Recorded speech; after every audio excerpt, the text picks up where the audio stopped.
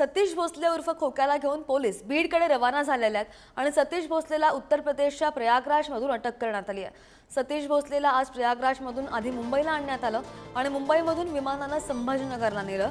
आता संभाजीनगर विमानतळावरून सतीश भोसलेला घेऊन पोलीस बीडच्या दिशेने रवाना झालेत। सतीश भोसले उर्फ खोक्याला घेऊन पोलीस बीडकडे रवाना झालेले आहेत। महत्त्वाची अपडेट, सतीश भोसलेला उत्तर प्रदेशच्या प्रयागराजमधून अटक झाली आहे। अधिकची माहितीगार आमचे प्रतिनिधी सचिन जिरे आपल्या सोबत आहेत। सचिन, विमानतळावरून सतीश भोसलेला बीडच्या दिशेने रवाना करण्यात आलेला आहे। आज काय कारवाई होण्याची शक्यता आहे? प्रोसेस कशी असणार आहे? श्रद्धा, आपण पाहतो आता थोड्या वेळापूर्वी छत्रपती संभाजीनगरच्या विमानतळावर खोक्याला आणण्यात आलं होतं आणि इथून पोलिसांनी घेऊन त्याला बीड शिरूर कासारकडे ते रवाना झालेले। आता यानंतर जे ट्रान्झिट रिमांडमध्ये हा सध्या खोक्या आहे आणि यानंतर त्याला अटकेची जी कारवाई आहे ती पूर्ण करण्यात येणार आहे, कारण की त्याच्यावरती शिरूर कासार पोलीस ठाण्यामध्ये गुन्हा दाखल आहे। त्या ठिकाणी पहिले अटकेची कारवाई पूर्ण करण्यात येईल। ती प्रक्रिया पूर्ण झाल्यानंतर त्यांचा त्या न्यायालयासमक्ष त्या आरोपी खोक्याला हा उभं करण्यात येईल। त्यानंतर साहजिकच अनेक तपासातले अनेक गोष्टी समोर आणणं बाकी आहे, त्यामुळे पोलीस कस्टडीची मागणी करतील। मात्र न्यायालय किती दिवसाची पोलीस कस्टडी देतं हे पाहणं देखील महत्त्वाचं आहे। आत्ताच पोलीस बीडकडे रवाना झाले आहे। बीड ठाण्यात गेल्यानंतर ही सर्व कारवाई होईल आणि त्यानंतर दुपारच्या सुमारास साधारण खोक्याला न्यायालयासमोर हजर केलं जाणार आहे। न्यायालय काय निर्णय देतं, किती दिवसाचं रिमांड देतं हे पाहणं देखील आता महत्त्वाचं राहणार आहे, कारण की गेल्या अनेक दिवसांपासून हा खोक्या फरार होता आणि आता तो पोलिसांच्या जाळ्यात अडकलेला आहे। सचिन, बरेच गुन्हे आपण जर पाहिलं तर सतीश भोसलेवर दाखल झालेले आहेत। कोणकोणत्या कलमांतर्गत जे आरोप त्याच्यावर झालेले आहेत, कोणकोणत्या कलमांतर्गत आतापर्यंत सतीश भोसलेवर गुन्हे दाखल झालेत? श्रद्धा, सर्वात पहिले आपण पाहिलं की एक व्हिडिओ व्हायरल झाला होता, त्यामध्ये तो अमानुषपणे एका दुसऱ्या व्यक्तीला मारहाण करत होता आणि त्या मारहाणीची एक कलम त्याच्यावरती जो गुन्हा त्याच्यावर दाखल आहे। त्याचबरोबर त्या वन्य प्राण्यांना मारणं हा देखील गुन्हा त्याच्यावरती दाखल करण्यात आलेला आहे। त्याच्यावरती 200 हरण मारल्याचा देखील शक्यता आरोप करण्यात आलेला आहे। जवळपास हरणांची शिकार देखील केल्याचा त्याच्यावरती ठपका आहे।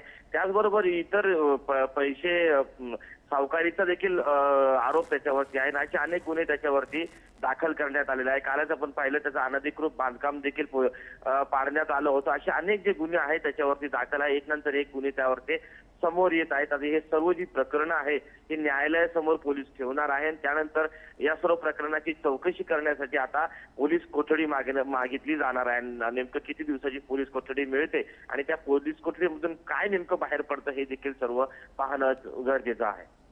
निश्चित सचिन, असेच जोडलेले रहा। आपण पुन्हा एकदा प्रेक्षकांना सांगतोय की नेमका घटनाक्रम काय आहे।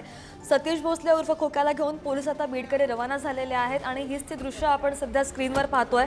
सतीश भोसलेला उत्तर प्रदेशच्या प्रयागराजमधून अटक करण्यात आलेली आहे आणि आपण पाहिलं की गेले कित्येक दिवस सतीश भोसलेचा शोध सुरू होता, पोलीस शोध घेत होते। मात्र प्रयागराजमधून त्याला अटक करण्यात आलेली आहे। उत्तर प्रदेशच्या प्रयागराजमधून सतीश भोसलेला अटक झाली आहे आणि प्रयागराजमधून त्याला आधी मुंबईला आणण्यात आलं आणि मुंबई विमानतळानं संभाजीनगरला नेण्यात आलं।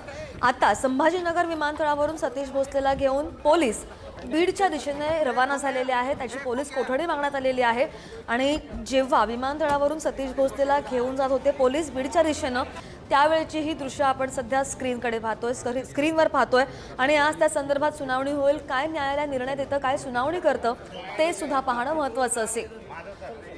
आणि पुन्हा एकदा जर आमचे प्रतिनिधी सचिन जिरे आपल्या सोबत आहेत। सचिन, किती वाजेपर्यंत बीडमध्ये साधारणतः पोहोचू शकतात? विमानतळावरून आता सध्या निघालेले आहेत।